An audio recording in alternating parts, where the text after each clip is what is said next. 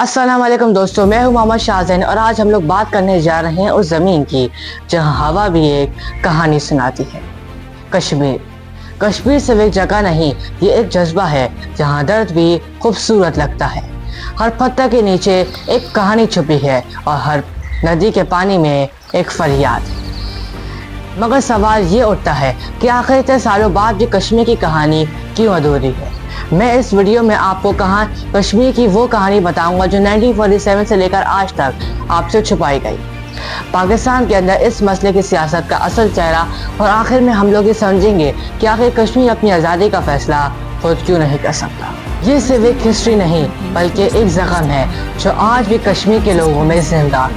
1947 में जब सब कॉन्टिनेंट डिवाइड हुआ तो कश्मीर एक ऐसा सवाल बन गया जो आज तक कभी हल ही नहीं हो सका। वो जमीन जो दो नए मुल्कों के दरमियान फंस गई। महाराजा हरि सिंह ने देर की और लोगों ने फैसला मांगा। इसी के दौरान इंडिया ने इंस्ट्रूमेंट ऑफ एसेशन के जरिए कश्मीर का कब्जा कर लिया और इसी की वजह से पाकिस्तान और इंडिया के दरमियान पहली जंग हुई और एक सीज फायर लाइन बनी जिसे हम लाइन ऑफ कंट्रोल LOC के नाम से जानते हैं। मगर तब से लेकर आज तक कश्मीर से एक ज़मीनी इख्तिलाफ नहीं रहा बल्कि तकसीम हिंद का अधूरा बाप बन चुका। आज़ाद कश्मीर नाम में तो आज़ाद है मगर असल में ये सियासत का सिर्फ एक आईना है जहाँ लोग अपनी पहचान ढूंढ रहे हैं। यहाँ पर प्राइम मिनिस्टर, जनरल असेंबली और प्रेसिडेंट तो मौजूद है मगर असल फैसले डिफेंस और फाइनेंस के हमेशा इस्लामाबाद से ही आते हैं। लोगों का कहना यह है कि अगरचे वो एक इंडिपेंडेंट और आज़ाद स्टेट है तो आखिर वो अपना फैसला खुद क्यों नहीं कर सकते। इसी फ्रस्ट्रेशन ने 2025 पे एक नई लहर पैदा की जहां पर जॉइंट अवामी एक्शन कमेटी के प्रोटेस्ट हुए। लोग सड़कों पर निकले, हाथ में डिमांड्स के पर्चे और दिल के अंदर गुस्सा और उम्मीद दोनों। उनका कहना यह था कि अगर बिजली उनके दरियाओं से बनी जाती है तो आखिर बिजली के बिल उनके खून से लिखे क्यों जाते हैं। उन्होंने इन टोटल 38 पॉइंट्स की डिमांड पेश की जिसमें सबसे बड़े बिजली, तालीम, पानी और सेहत के हकूक के थे। गवर्नमेंट ने इन सबको एक्सेप्ट किया और डेलीगेशन भेजा, सब्सिडाइज का वादा किया मगर आवाम कहती है कि वादों से पेट नहीं बढ़ा जाता।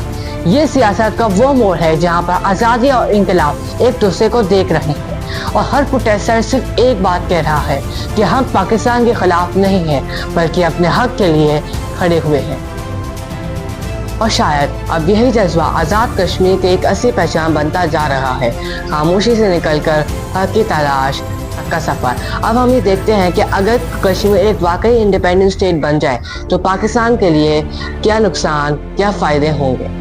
तो सबसे पहला, नीलम, झेलम और मंगला, ये सारे प्रोजेक्ट्स पाकिस्तान की एनर्जी बैकबोन है। इसकी वजह से दोनों साइड पर भारी नुकसान देखा जा सकता है। दूसरा, डिफेंस फ्रंट, पाकिस्तान की आर्मी का और मोस्ट प्रोबेबली सिक्योरिटी का कश्मीर की सरहदों पर बहुत बड़ा इन्फ्लुएंस है। आइए दोस्तों, अब हम ये देखते हैं कि अगर कश्मीर वाकई एक इंडिपेंडेंट स्टेट बन जाए तो इसका उसको खुद को क्या फ़ायदा होगा। सबसे पहला, वो अपनी पहचान की आज़ादी, वो खुद अपनी फॉरेन पॉलिसी बना सकता है। वो अपने ट्रेड, पानी, टूरिज्म और अपने रिसोर्सेज को अपने मुताबिक मैनेज कर सकता है। दूसरा, नेचुरल रिसोर्सेज, वो माउंटेन्स और मोस्ट इम्पॉर्टेंट रिवर्स को अपनी डेवलपमेंट के लिए यूज़ कर सकता है। तीसरा, इंटरनेशनल लेवल पर कश्मीर एक पीस डिप्लोमेसी का सिंबल बन सकता है जहां पाकिस्तान और इंडिया के दरमियान एक न्यूट्रल ब्रिज वो कायम करेगा। मेरे दोस्तों, मैंने आपको 1947 से लेकर आज तक का कश्मीर का एक पूरा सिनेरियो बता दिया है। अब आखिर में मैं अपनी वीडियो एंड करना चाहूँगा फ्रीडम फाइटर इमरान खान की कुछ हिस्टोरिकल वर्ड से जो है, I'll never accept this dictatorship, no matter how long I have to stay in this dark prison, cell in the struggle against this tyranny. I will endure it. However, I will never compromise on my principles and the struggle for the true freedom of this nation.